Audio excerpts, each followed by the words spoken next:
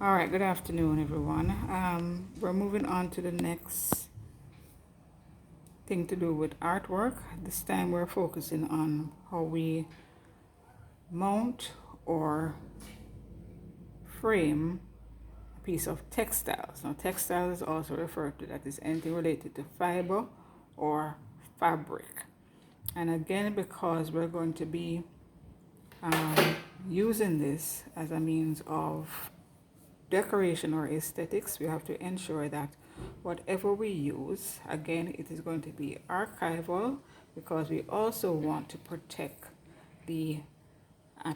and preserve the life of the fabric or the textile that we're working with.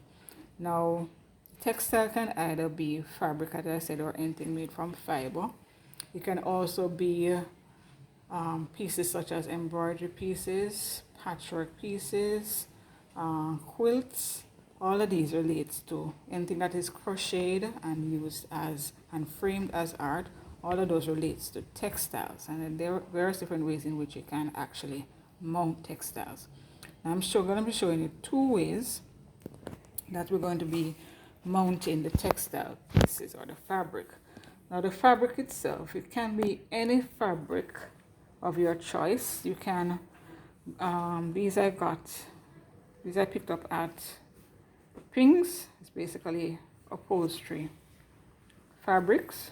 All right, so it can be anything that has a nice pattern or design on it, anything that is artistic. This is a piece of drapery fabric that was left over. This is a piece of tie-dye, because you can also tie-dye your fabric into the different tie-dye patterns and frame that as an artwork as well. So the fabric that you choose is really up to you. So you can do anything that is range from designer fabric to anything that has a pictorial sort of view, but you can use any particular type of textile to frame it. So fabric first is one of your material.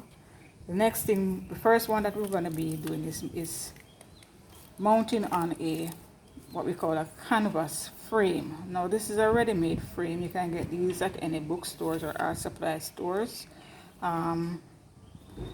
They come already with the canvas attached to it. This one I got at Sangsters. Alright, and they're reasonable cost, and they come in different sizes. So the frame, the stretcher itself is already made up, and it has a canvas already stretched on it. Now for our purpose, I'm keeping the canvas on it because it's going to act as a cushion or a bedding for our fabrics, and we're not going to remove the canvas. Also, I'm going to use this for another project that I had in mind. But these are available, and of course, depending on the size that you want, they're available in different sizes. Again, or double-sided tape, again acid-free, or paper adhesive tape.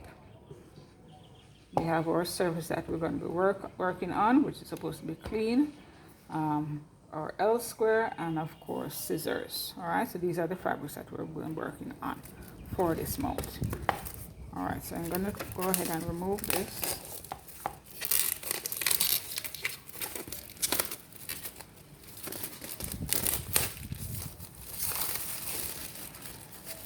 And like I said, these are sold, already stretched. This canvas is actually a frame, and you can make your own frame if you want to as well. But these come in, they're pretty handy, not much fuss, and they're orderly attached and so on. So they're ready to use. All right, now what I'm going to be using this fabric to do my artwork. Now your textile, before you start stretching it onto the canvas, you have to ensure that it is washed and ironed. So you wash your fabric and have it nicely ironed. And I've chosen this fabric. It has a nice, delicate watercolor effect type of pattern on it. So I'm going to be using this. So what I'll do, your piece of fabric is supposed to be larger than the canvas that you're working with. Reason being, we're going to be stretching it to the back. All right, so it has to be larger than the fabric piece that you're working with. So I'm going to align this and then cut the size that I need to use.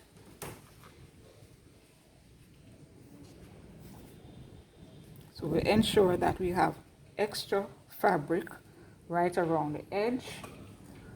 I'm going to cut.